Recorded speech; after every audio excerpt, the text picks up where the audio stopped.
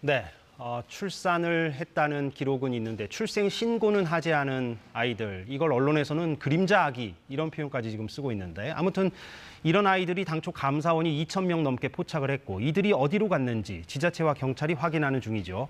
그 과정에서 일부지만 범죄 혐의도 드러나고 있습니다. 그런데 이렇게 출생 신고를 하지 않은 아이들 가운데 상당수가 이른바 베이비박스에 놓고 가는 경우로 확인이 되고 있습니다. 이 경우에 부모를 처벌할 거냐, 또 이런 사례를 줄이기 위해서는 어떻게 해야 할 거냐 생각해 볼 부분이 적지가 않습니다.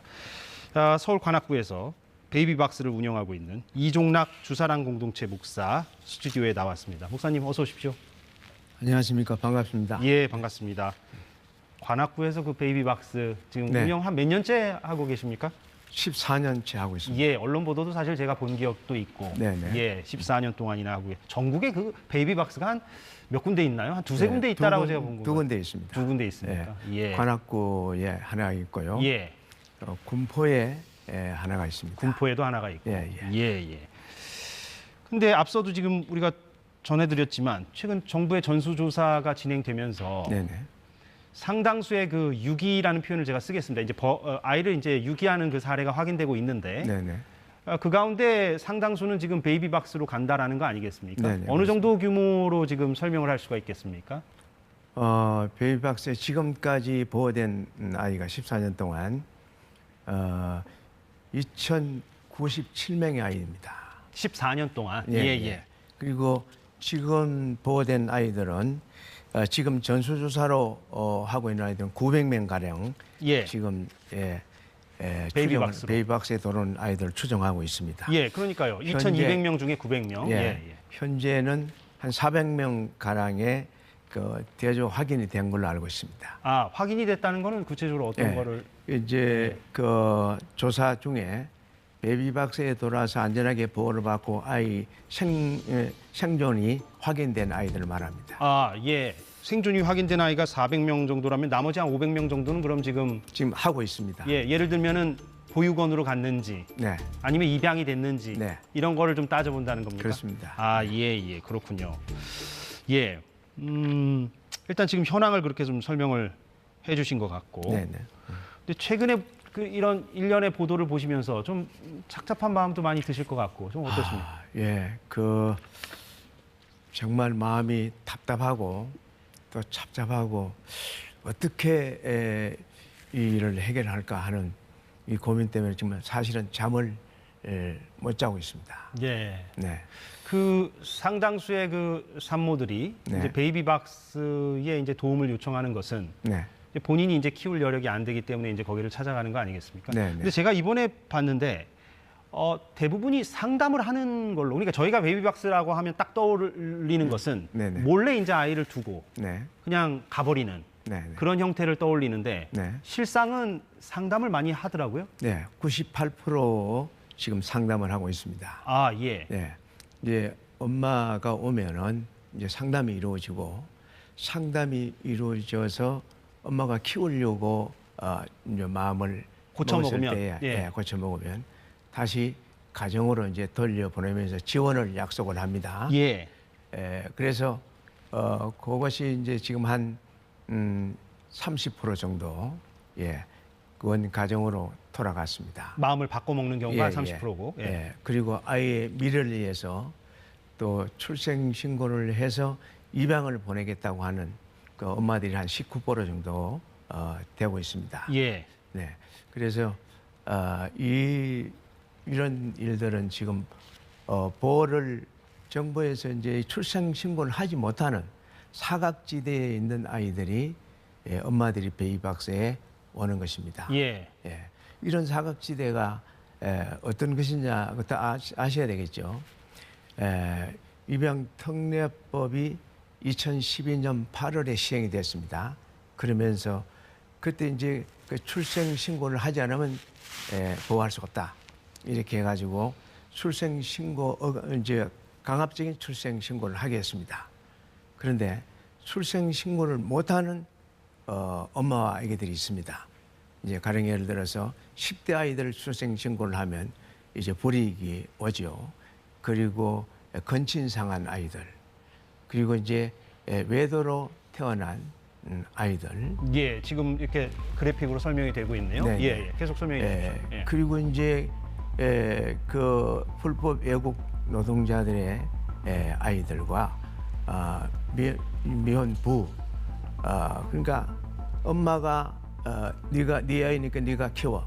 그리고 아빠 집에 놓고 엄마는 사라지고 없으면 이게 출생 신고가 안 됩니다. 예, 그 문제도 많이 지적이 되고 있죠. 네네. 예. 이제 그래서 이 법이 국가의 국민의 생명을 보호하는 이 법이 좀 보완이 됐으면 한다는 간절한 제 마음은 항상 그런 마음을 가지고 2010년부터 지금까지 출생 신고의 입양특례법의 개정을 위해서 10년간 계속 이와 같이 언론 보도를 통해서 이렇게 말씀을 해왔습니다. 예. 그런데 바뀌지 않고 있죠. 그 바꾸자는 거는 핵심적으로 어떤 부분을 좀 손봐야 된다는 얘기입니까? 지금 이번에 그 출산 통보제가 이렇게 통과가 됐죠. 통과가 됐죠. 예. 출산 통보제는 참고로 이제 병원에서 네. 출생 신고를 하도록 예, 바로, 바로 그냥 통보를 할 수 있도록 이 사람이 네. 태어났다. 네, 네. 예, 그렇게 이제 하는 거를 얘기하죠. 근데 이 하나만 가지고 출생 통보제만 가지고 있으면 사실은 상당히 위험해집니다. 제가 현장에 있는 사람이지 않습니까? 외국의 사례를 보더라도 이제 독일이나 프랑스나 미국이나 이런 데도 이 출산 통보제가 있습니다. 이제 독일 같은 경우에는 8년 동안 출생 통보제를 하다가 예. 이게 어려워지니까 이제 익명 출산을 이렇게 다시 보완을 했습니다. 그게 이른바 보호 출산제죠. 지금 나오고 있는 것 중에 네네. 예, 지금 나오고 있습니다. 네. 이게 이제 보완 형태로 등장을 했다라는 거죠. 그렇습니다. 예. 이게 같이 되지 않으면 예. 젓가락 하나만 있는 거고 같이 되면 젓가락 두 개가 있는 겁니다.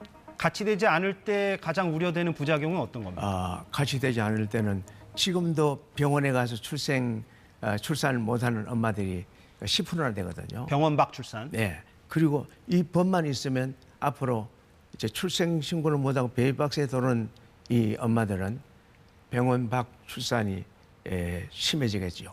낙태가 심해지겠지요. 그러면서 이제 병원 밖 아이들이 태어난 아이들이 유괴가 되고 살해가 되고 또 불법 입양이 성행하겠죠. 그러면 그 아이들 병원 밖 출산은 아이들의 생사가 확인 안 됩니다. 예.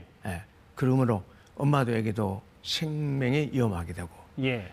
또 그들의 생사를 알 수가 없는 이런 위험한 사건들이 많이 일어날 겁니다. 더욱더 음성적으로 된다. 그러니까 네. 추적이 더욱더 힘들어진다. 이런 차원으로 그렇습니다. 제가 이해가 되는데 아까 그 제작진께서는 그 보호 출산제요. 다시 한번 좀 보여주시겠어요? 네. 예, 다시 한번 좀 준비해 주십시오. 예, 이 다음 장을 좀 준비해 주십시오. 보호 출산제의 내용을 좀 저희가 보고 싶은데. 네. 그러니까 신원을 안 밝힐 수 있다는 거죠. 이른바 익명 출산이다. 네, 네. 이렇게 이제 우리가 이해하면 되는 것이죠. 제가 말씀을 드릴게요. 예. 위기 임신서부터 출산까지 안전하게 국가에서 보호를 합니다. 안전한 출산을 할 수 있도록. 네. 그리고 선지원 후행정으로 되는 겁니다. 네, 예.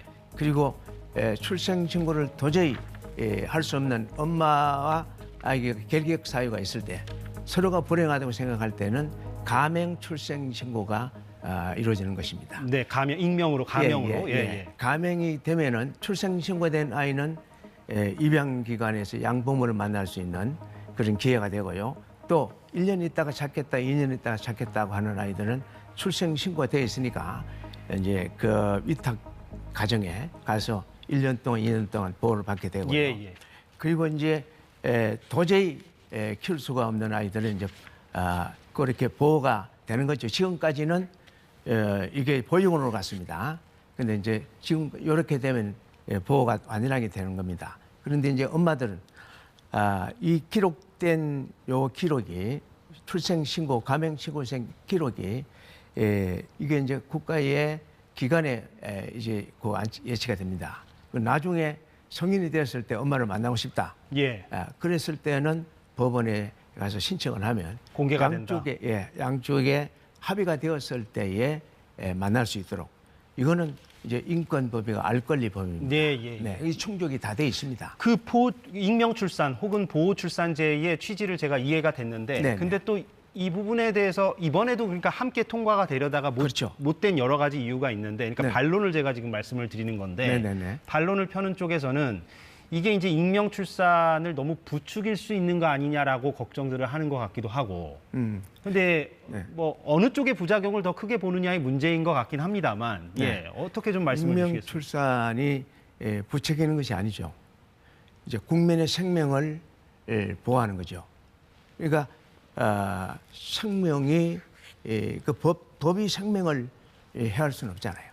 그래서 일단은 강조점이 좀 달리 보시는 것 같군요. 예, 네, 목사님께서는. 그래서, 예. 일단은 이 태아의 생명도 살리고 태어난 생명도 안전하게 보호를 받고 예. 그래서 원 가정에서 입양 가정에서 아이들이 가정에서 자랄 수 있는 그러한 이게 이 제도가 바로 보호출산법이다. 네네. 이렇게 생각을 합니다. 예.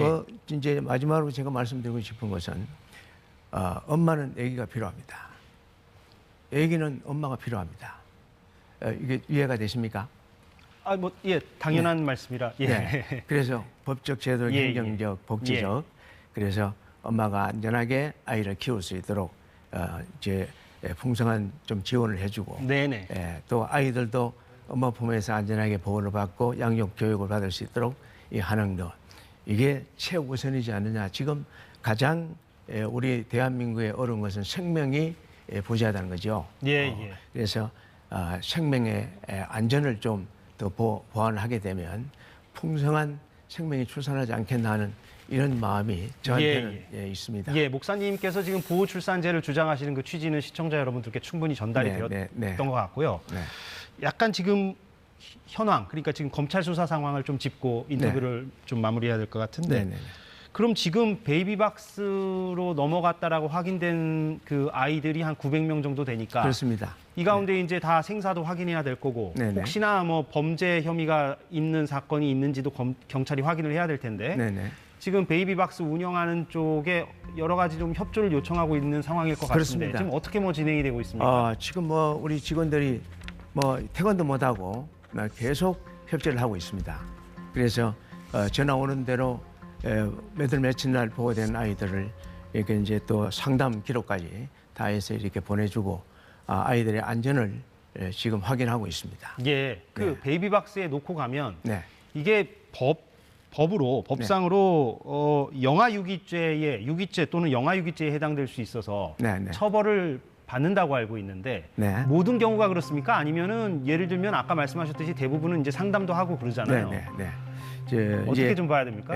이거는 이제 지금 이제 상담을 한 경우에는 예. 이제 엄마가 아이를 보호했다. 그래서 이게 좀 무죄가 나온 그 사례가 있고요. 예. 지금 그 상담을 안 하고 애기만 놓고 갔다. 이렇게 됐을 경우에는 처벌을 하겠다. 그런데 이거는 부당하다고 생각합니다. 기존의 처벌 사례들도 있죠. 대부분 이제 좀 집행유예가 많았던 걸로 보이긴 합니다만. 예. 집행유예 그 2년에 징역 2년에 집행유예 나오고 벌금. 그러니까 실제 감옥에 가는 거는 아닌 경우가 많고. 네. 그런데 제가 생각할 때는 엄마 이 베이비박스까지 오는 것은 엄마를 하여금 지켜진 아이들입니다. 전국에서 이 아이만큼 살리려고 정말 목숨을 걸고 오거든요. 그러면 지켜진 아이들에 대한 지켜진 엄마에 하여금 요거는 좀 국가에서 관용을 해야 되지 않겠나. 그러니까 여기 밖에서 아이가 살해가 되고 아이가 실종되었으면 이거는 이렇게 조사를 하고 해서 처벌을 해야 되지만 아이가 생사가 확인이 되고 아이가 잘 크고 있고 또 엄마는 이런 사례가 있습니다. 오늘 아침에 전화를 받았습니다. 엄마가 지금 결혼해 살고 있는데 이 전화가 지금 와서 이혼 위기에 지금 처해 있다. 이거는 어떻게 생각합니까? 출산 경험 때문에 지금 이혼할 위기에 처했다. 지금. 베이비박스에 아이를 갖다 했는데 이제 경찰에서 전화가 온 거예요. 그러니까 이 남편도 알게 됐단 말이에요. 그러면 이 가정이 온전하지 못하겠죠. 이런 차원들이 지금 하나둘이 않을 거란 말입니다. 그래서 베이비박스에 온 아이들은 그 아이가 안전하게 생사하고 있다는 것만 확인이 되면 그 엄마들의 아빠들에 대한 이 관용이 절대적으로 필요하다. 그러니까 목사님 말씀은 지금 경찰도 안 그래도 그 부분을 좀 고민하고 있는 것 같긴 합니다. 네, 요즘 네, 보니까 네. 지금 이 전수조사 과정에서 그렇습니다. 베이비박스에 이제 아이를 맡겼는데 그 아이가 말씀하신 대로 뭐 별 어떤 생명에 지장이 없는 경우에는 네, 네, 네. 그걸 과연 입건하고 처벌할 것이냐에 대해서 고민을 하고 있는 것 같은데 네, 네. 목사님 말씀은 그런 경우에는 좀 확인되면 관용을 네, 네. 베풀 필요가 있다라는 취지로 제가 네, 받아들여지는데 유기하고 예. 이게 지금 베이비박스에 보호된 아이랑은 좀 다르지 않습니까? 법적으로도 유기는 생명을 돌아보지 않고 아무데나 버리는 건 유기고 예. 살려달라고 갖다 맡긴 것은 유기라고 이게 단정해서 볼 수는 없죠. 사실은. 예. 그래서 이게 이 국가에서 이 엄마들에 대한 난처함을 좀 이렇게 보호를 해주고 그래서 지금 가정이 파괴되는 이런 일이 있으니까 이런 일들이 좀 일어나지 않도록 예. 좀 더 철저하게 보호를 좀 했으면 좋겠습니다. 경찰이 그 베이비박스에 아이를 맡긴 부모에 대해서 어떻게 그 형사 절차를 밟을 것인가 이 네, 부분은 네. 저희가 좀 계속 주목을 해보도록 하겠습니다. 네, 아무래도 네. 관용을 좀 크게 베풀으시면 목사님이 좋겠습니다. 문제 제기하시는 부분이 어떤 건지 제가 좀 오늘 이해가 됐습니다. 네, 네. 예. 오늘 시간이 다 돼서 인터뷰는 여기서 좀 마무리를 하도록 네, 하겠습니다. 네, 감사합니다. 예, 나와주셔서 네, 고맙습니다. 고맙습니다. 예, 베이비박스를 운영하고 있는 두사람 공동체 이종락 목사와 얘기를 나눴습니다. 자, 오늘 사사건건 여기까지 하겠습니다. 내일 오후 4시에 돌아오겠습니다. 고맙습니다.